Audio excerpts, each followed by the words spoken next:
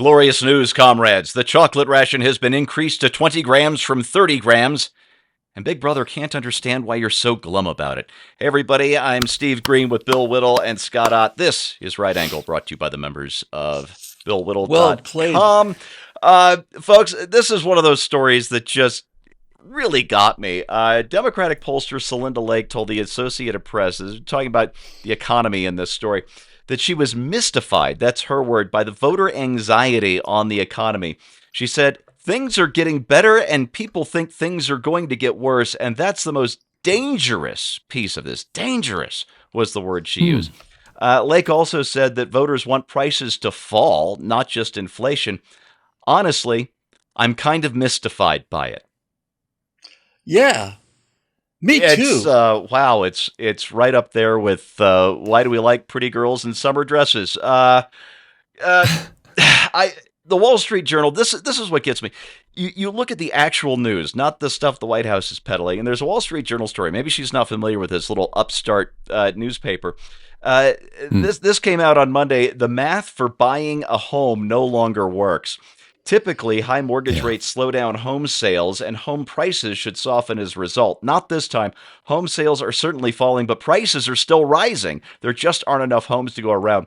The national median existing home price rose to about $392,000 in October, the highest ever for that month in data that goes back to 1999. Bill, we're in this very strange situation in the home market specifically, where nobody can afford to buy and nobody can afford to sell, and the White House is telling us this is great. Let me come to this journalist because I think this really is the heart of the issue. Apparently, things are just doing great out there, and these American public's just too stupid to realize it. And apparently, these knuckle-dragging savages in flyover company actually want the prices to go down. how terribly quaint and unsophisticated of them, Steve. There are, in my opinion, there are no question there are people that are driving some of these things who are people of genuinely evil intent. But most people are not. I agree with Scott on this, although God knows it's been a slog to recognize that most people are not actually out to do rotten things. They just believe things that it's not even they've been told to believe. When I was a theater major, I believed all kinds of garbage because I was surrounded by theater majors, and they're all a bunch of idiots. They're talented idiots, they're good-looking idiots, but idiots they are. And so what we're seeing here, I really just got an insight on this that I don't think ever really occurred to me before. If you think about back in the 40s and stuff when they were making movies about reporters, this is the kind of reporter that Scott Ott wanted to be when he joined journalism school. Reporters used to come from the middle class, or sometimes even the lower middle class, and their job in life was to go out and right wrongs and shine light on to afflict the comfortable and comfort and the sniff afflicted. out BS. Correct, but their job was to provide a sense of justice. But when all of a sudden, when in order to become a journalist, you had to go to a journalist school, and in order to become an influential journalist, you had to go to a top journalism school, you are selecting journalists now who are from people of means. I never really fully thought about this until just this very second. But the selection process, because of the accreditation process, when New York City had 17 newspapers, you could hire a hell of a lot of reporters. When you've got one newspaper or two, you're only hiring Harvard graduate journalism school reporters, and those people are coming from a very thin slice of experience in terms of the American experience. So what I realized when you just said this quote is that the difference between now and then is that we are being told what to believe by elites, and elites by definition have a great deal of disposable income, and things don't affect them the way that they affect regular people. I mean, my God, if the price of kale goes up from $7 to $8.50, They don't even notice it. The rest of us don't even know what kale is. Parenthetically and completely apropos of nothing else. Did you hear Senator Kennedy when he was doing a speech at CPAC? I think it was he was doing a speech, and Senator Kennedy said, "We used to eat peanuts and candy bars for energy." He said, "Now 21-year-olds go around with little sealed packages full of kale for energy." And he said, "As far as I'm concerned, kale tastes like I'd rather be fat." But seriously, they are so disconnected from the real world problems that real world people have that they have no longer. It's not even a question of any sympathy, and they no longer have any common experience with the vast majority of the people in this country. And that's why, man, I cannot believe what an insight this is for me. The reason that we are becoming I'm serious. The reason we're becoming more and more detached from our government is because the qualifications for accreditation in things like journalism and government and business and so on now require so much more income than they used to, because the number of the pool has shrunk so much that we have created an elite that has none of the experiences of the people that they come to represent, meaning either represent in government or represent through journalism. Yeah. So of course she thinks things are getting better, and of course she thinks the economy's fine, because paying $5.80 a gallon for gas is no skin off of her nose. She probably lives in a city and either Ubers or takes a taxi from one skyscraper to another if she lives in New York City. And this is why we're having this enormous social mass movement away from trust in government and institutions, because government and institutions like newspapers are no longer made up of people like us. I think it was Dana Lash who asked, and it was a title of her book, and I think it was Dana, how can you govern a country you've never been to?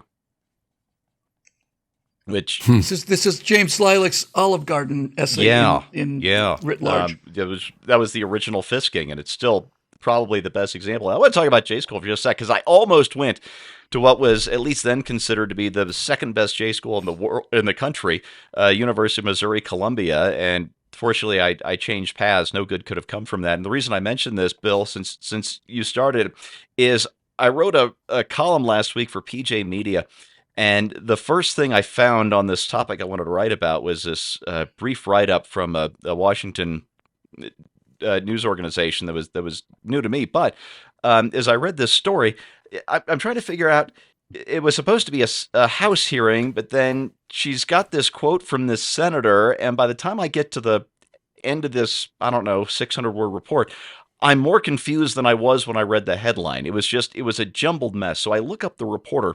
She turns out to have been in Washington at this bureau for something like 4 or 5 years. So she should know the difference between the House and the Senate, which is what she got wrong. It was actually a Senate hearing, not a House hearing. And she was a graduate of J School at the University of Missouri, which is still one of the top ones in the nation. And lives in D.C. and can't get basic story or basic facts right, or write a coherent story. And journalism is just dead. All right, Scott, let's get to you. We can be pretty sure that this pollster, I've forgotten her name now, reads the Washington Post, for goodness sake. I mean, that's the official mouthpiece of the ruling party. Washington Post had this headline, I think it was last summer: new cars, once part of the American dream, now out of reach for many. Even as inflation is easing and global chip supply chain shortages are getting resolved, more Americans are being priced out of the nation's new car market. Industry and government data suggests, and the data doesn't just suggest it, sales show it and prove it. The new car is just not a part of that anymore. Scott, I'm thinking of Solzhenitsyn, and I'll probably mangle the quote, who cares, but it just popped into my head. We know they're lying. They know we know they're lying. We know they know we know they're lying, and so on, and yet they continue to lie. Well, I think there are maybe a couple of things going on here.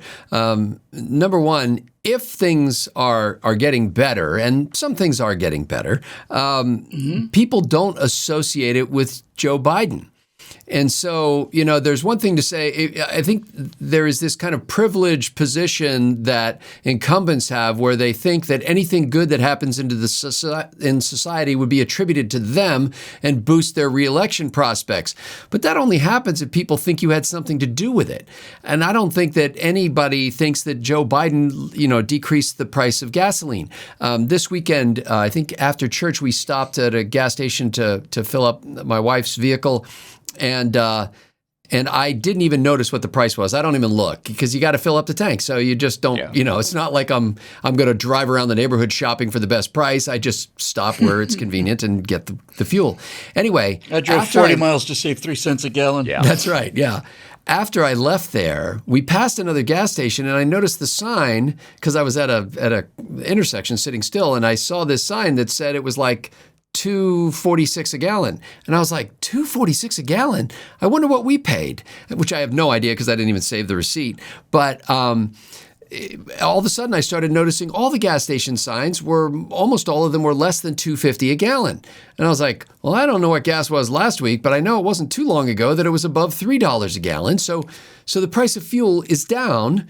But not for a moment did I go, thanks, President Biden. Like there's just no association that he has anything to do with it. It's American frackers, by the way. Prices were up long enough that they've got their finances in shape and they're cranking up production, and it'll get interesting to see what the Saudis do. And honestly, I think we need to be more like that all the time. I mean, we do this goofiest things where we blame politicians and we credit politicians for complex things that happen because of the actions of millions of people, and we want to attribute it to one individual for good or ill. And I think we need to be a little more cautious with that anyway. But our neighbor across the street right here just found out from their landlord that the landlord wasn't going to be renewing their lease. And this is a lovely couple with a 7 or 8 year old boy who we love, and he's like a grandson to us. Hard. And they have to leave, and so he's already in school, of course. So that means he's going to leave his school district and his classmates, and in the middle of the year. So anyway, they found a place to live. It's quite a distance from here, but we'll still be able to see them from time to time.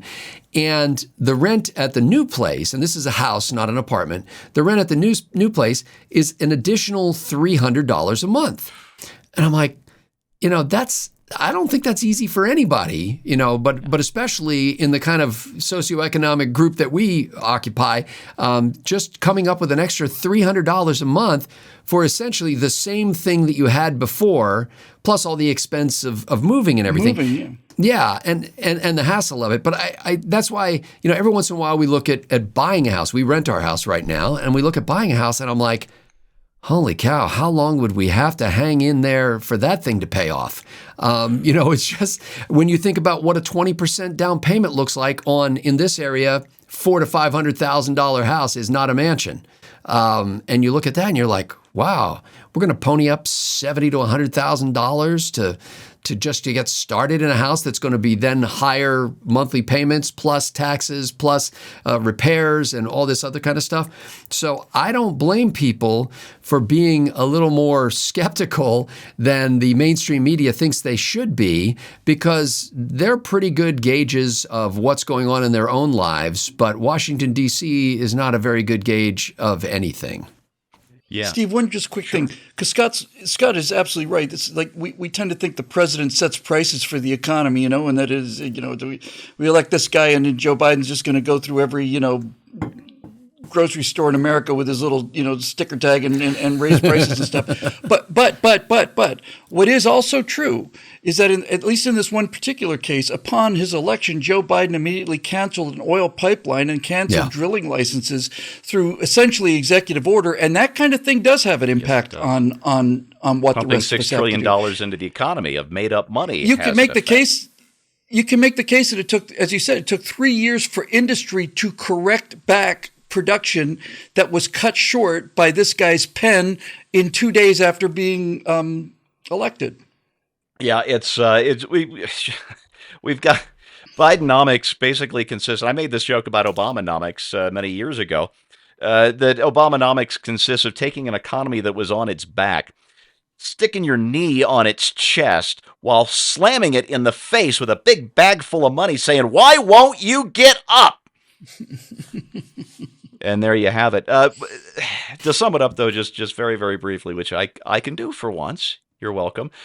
We've reached a place, and these are just the numbers. This isn't a matter of opinion or spin. The median income, the median American income, no longer buys the median house, and it no longer buys the median new car. And that means the middle class, as we've known it for the last 75 years, has stopped working in the last 3. And you can't spin that away. All right, that's your right angle on that, brought to you by the members of BillWhittle.com. Thank you so much for watching, and we'll see you next time.